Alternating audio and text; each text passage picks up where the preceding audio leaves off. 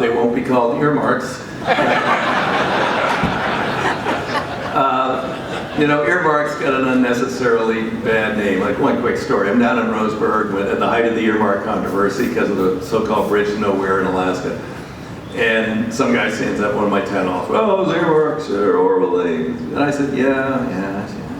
And he goes on for a while. I said, you know the Weaver Road Bridge? You know, that new bridge over I-5 that opens up this industrial park area? Oh, yeah, that's great. I said, that was my earmark. It's like, oh, well, that was good. And I said, yeah, I will, you know, the question is very simple to me.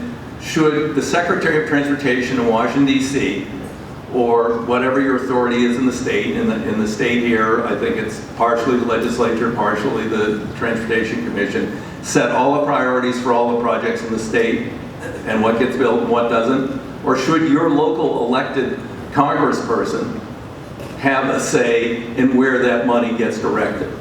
And a small amount. The largest I think we ever allocated was 6% of a bill.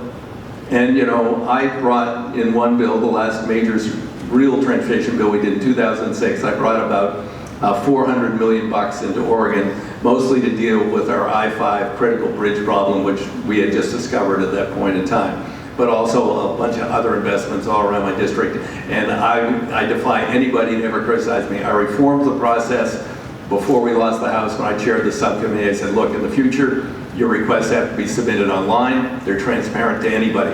I'm going to send them all down to DOT to review. You have to sign an affidavit that says you have no financial interest in this project, and I'm going to add in it has to be a public project, can't be benefiting a private entity.